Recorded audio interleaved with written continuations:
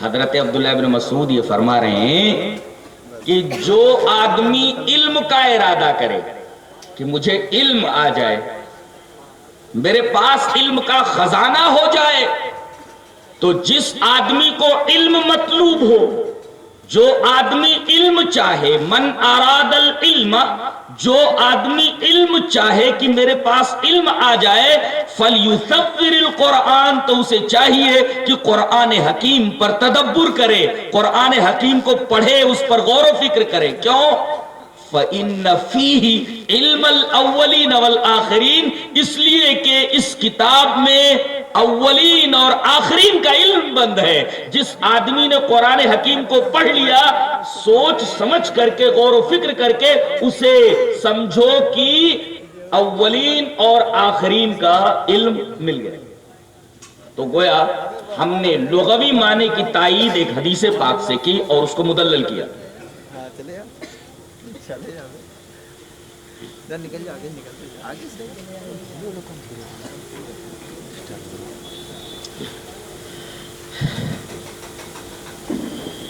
یہ کتاب کتنی عظیم ہے، اس کی عظمت کا اندازہ اس بات سے لگا لیں۔ میں آپ سے پہلے ایک سوال کرتا ہوں کہ سب سے بڑا کامیاب انسان کون؟ جو انجینئر بن جائے؟ نہیں، مر گیا انجینئرنگ نہیں رہی۔ ڈاکٹر بن گیا وہ کامیاب؟ نہیں، مرا ڈاکٹر نہیں رہی۔ جو سب سے زیادہ پیسے والا ہو گیا وہ کامیاب؟ نہیں، مر گیا تو چند گز کفن کے علاوہ اس کو کچھ نہیں دیا جاتا۔ جا تو دنیا کی کامیابی کوئی کامیابی نہیں ہے، 70-80 سال کے بعد چلے جانا ہے۔ یہاں کی کامیابی کوئی کامیابی نہیں۔ اصل کامیاب وہ ہے جو 3 ادوار میں، سفر کے 3 مرحلوں میں کامیاب ہو جائے۔ زندگی کا پہلا سفر یہ دنیا ہے، دوسرا سفر مرنے کے بعد سے لے کر اٹھائے جانے تک جسے عالم برزخ کہتے ہیں، اور تیسرا سفر اس کا عالم حشر ہے۔ یہ 3 سفر ہیں، ان 3 سفروں کے اندر اگر کوئی کامیاب ہو گیا، سفر کے ان 3 مرحلوں میں جسے کامیابی مل گئی، در حقیقت وہی کامیاب ہے۔ دنیا میں کامیاب ہو جائے، پہلا سفر کامیاب، مرنے کے بعد عالم برزخ میں کامیاب ہو جائے، دوسرا مرحلہ اس کے لیے کامیاب ثابت ہوا، اور عالم آخرت میں کامیاب ہو جائے تو سمجھو کامیاب۔ تینوں مرحلوں میں سفر کے جو شخص کامیاب ہوا وہی در حقیقت کامیاب ہے، ورنہ صرف ایک سفر میں کامیابی کوئی کامیابی نہیں۔ اچھا، دنیا میں کامیاب کیسے ہوگا اس کو سمجھ لیں۔ ایک تو یہ کہ شیطان اسے گمراہ نہ کر دے، جنت کی طرف جانے والے راستے سے ہٹا نہ دے۔ ایک، شیطان کے گمراہ کرنے سے اپنے آپ کو بچا لے جائے، ضلالت سے دور رہے، سمجھو کامیاب۔ اور دنیا والے اگر اس کو ہلاک کرنے کے درپے ہوں تو ہلاک نہ کر سکیں۔ 2، دنیا والے اسے تباہ نہ کر سکیں، ہلاک نہ کر سکیں، اور شیطان اسے ضلالت میں نہ ڈال سکے۔ اور تیسرے، دنیا میں جیے تو سر اٹھا کر جیے۔ سمجھو 3 باتیں جسے مل گئی وہ دنیا میں کامیاب ہو، پہلے سفر میں کامیاب۔ اچھا، یہ 3 کامیابیاں کیسے مل سکتی ہیں دنیا میں؟ ایک ہی نسخہ ہے۔ دلیل اس طرح، قال عمر رضی اللہ تعالی عنہ اما ان نبیکم قد قال ان اللہ تعالی یرفع بهذا الكتاب اقواما ويضع بآخرین، رواہ مسلم فی کتاب فضائل القرآن۔ حضرت امام مسلم اس حدیث پاک کو ایسے ہی کتاب فضائل القرآن کے اندر لائے۔ راوی حضرت عمر رضی اللہ تعالیٰ عنہ۔ حضرت عمر رضی اللہ تعالیٰ عنہ فرماتے ہیں صحابہ کرام کو خطاب کر کے، اے سنو، تمہارے نبی کہہ گئے ہیں اما ان نبیکم قد قال، تمہارے نبی یہ کہہ گئے ہیں کیا، ان اللہ تعالی یرفع بهذا الكتاب اقواما ويضع بآخرین، اللہ تعالی اس کتاب کے ذریعے لوگوں کو بلند کرے گا، سر اٹھا کر جیئیں گے وہ لوگ جو اس کتاب سے اپنا رشتہ استوار کریں گے، ويضع به آخرین، اور اس کتاب کو جو لوگ چھوڑ دیں گے ذلت و خواری ان کا مقدر ہے۔ سر اٹھا کر جینا ہے تو حدیث میں بتایا گیا کہ قرآن حکیم سے رابطہ پیدا کرو، اس لیے کہ اللہ کے رسول نے فرمایا ان اللہ تعالی یرفع بهذا الكتاب اقواما، اللہ اس کتاب کے ذریعے لوگوں کو اوپر اٹھاتا ہے، بلند کرتا ہے، انہیں سر اٹھا کر جینا سکھاتا ہے۔ سر اٹھا کر جینا ہے دنیا میں تو قرآن سے رابطہ پیدا کرو، قرآن تمہیں سر اٹھا کر جینا سکھائے گا، ورنہ ذلت مقدر ہے۔ علامہ اقبال نے تو یہی رونا رویا ہے، کیا بولتے ہو، خار از مہجوری قرآن شدی، کیا بولتے، خار از مہجوری قرآن شدی، شکوہ سنجے گردش دورہ شدی، اے چو شبنم برزمی افتندئی در بغلداری کتاب زندگی، کہتے ہیں کہ تو قرآن کو چھوڑ کر ذلیل و خوار ہوا ہے، خوار از مہجوری قرآن شدی، قرآن کو چھوڑ کر کے تو ذلیل و خوار ہوا ہے، اور شکوہ سنجے گردش دورہ شدی، اب زمانے کا شکوہ لیے پھرتا ہے، زمانے کی شکایت کرتا ہے۔ کیسے شکایت کرتا ہے، کیسے شکایت کرتا معلوم ہے، پہلے ہمارے سروں پہ تاج ہوتے تھے، تاج، اور اب پھٹی ٹوپی بھی نہیں۔ کیا بولتا ہے، ہمارے سر کی پھٹی ٹوپیوں پہ طنز نہ کر، ہمارے تاج عجائب گھروں میں رکھے ہیں۔ ٹھیک ہے تمہارے تاج عجائب گھروں میں رکھے، لیکن آج کیا ہوگا، آج کیا، تو خار از مہجوری قرآن شدی، شکوہ سنجے گردش دورہ شدی، تو قرآن حکیم کو چھوڑ کر کے ذلیل و خوار ہوا ہے، اور اب زمانے کا شکوہ لیے پھرتا ہے۔ اے چو شبنم برزمی افتندئی، اے وہ قوم جو زمین پر شبنم کی طرح، اوس کی طرح پڑی ہوئی ہے، اور اغیار اسے اپنے پاؤں تلے بے دردی سے رونت کر گزرتے چلے جا رہے ہیں۔ حیرت کی بات تو یہ ہے کہ تیرا حال اس وقت ہے جب تیری بغل میں ایک زندہ کتاب ہے، در بغلداری کتاب زندگی، ایک زندہ کتاب بغل میں رکھتے ہوئے تیرا یہ حال بہت ہی عجیب و غریب ہے، جس کی کوئی توجیہ کرنا میرے بس کی بات تو نہیں ہے۔ اللہ مگر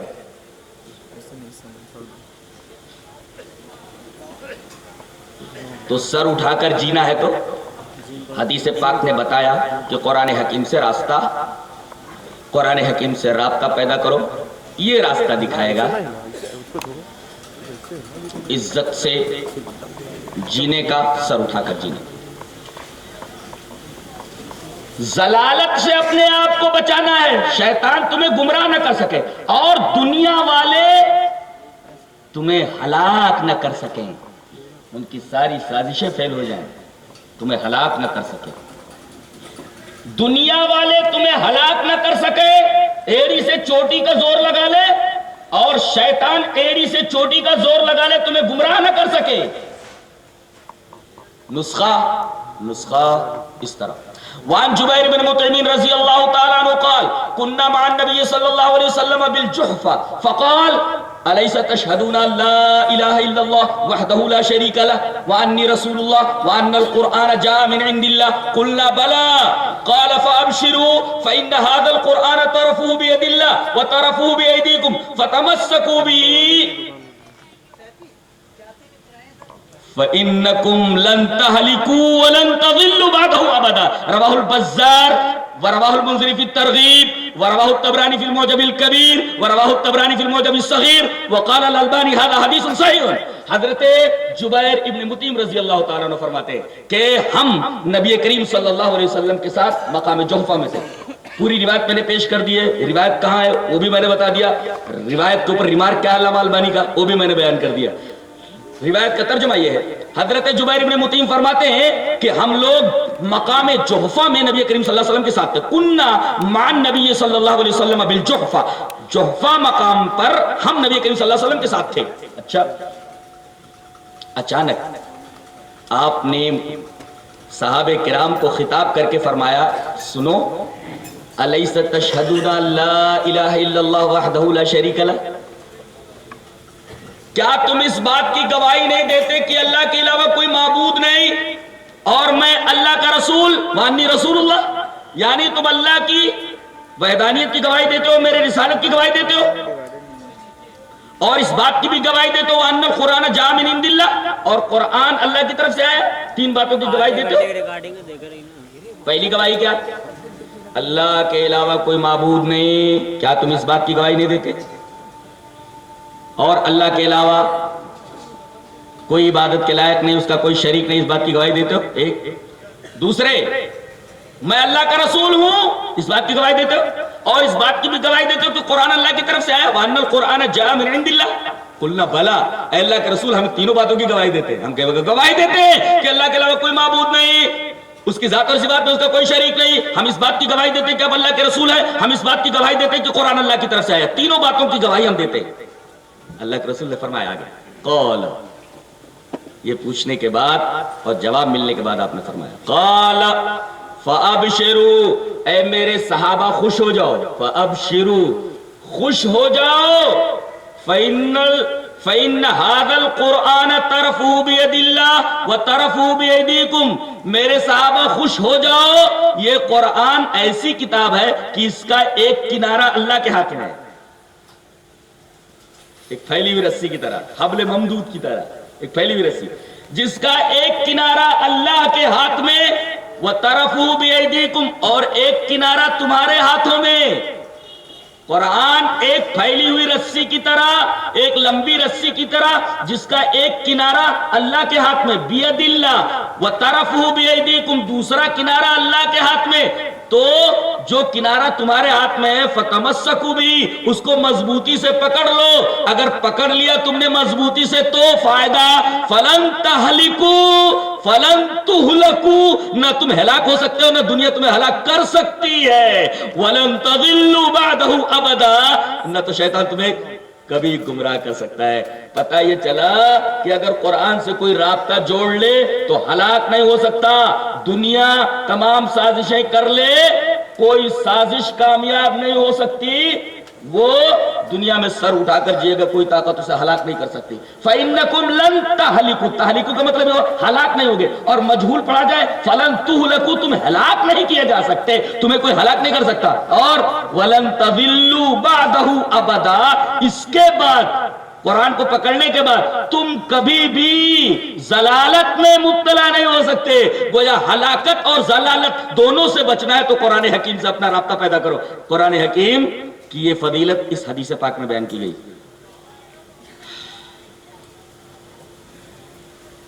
ہم کہاں تک پہنچے؟ پہلے سفر کے اختتام تک۔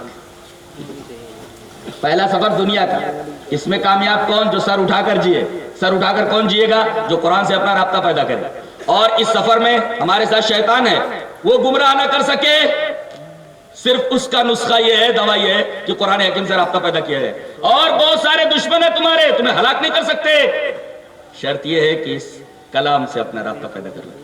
تو ہلاکت سے بچو گے، ضلالت سے بچو گے، سر اٹھا کر جیو گے۔ اس پہلے سفر میں یہ تین چیزیں تمہیں مل جائے تو تم کامیاب، اور یہ تین چیزیں ملیں گی قرآن کے طفیل میں، قرآن کی برکت سے، قرآن ہی کی وجہ سے۔ پہلا سفر کامیاب قرآن کے پکڑنے کی وجہ سے۔ اچھا، اب دوسرا مرحلہ ہے، اللہ اکبر۔ حضرت عثمان غنی کے بارے میں آپ لوگوں نے علماء سے سنا ہے کہ جب آخرت کا تذکرہ آتا تو نہیں روتے، جنت کا تذکرہ آتا تو خاموش رہتے، دوزخ کا تذکرہ آتا تو خاموش رہتے، لیکن جب کسی قبر کے پاس سے گزرتے تو بیٹھ جاتے، جواب دینے بعد فنش۔ اچھا، تین سوالوں کے جوابات کیسے دے لیں گے آپ؟ دلیل اس طرح۔ وعن البراء بن عازب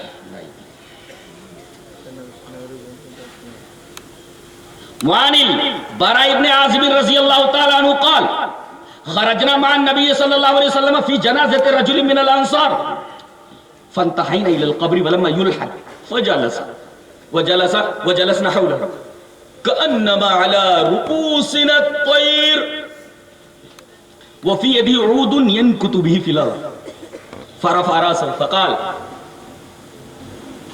استعيذوا بالله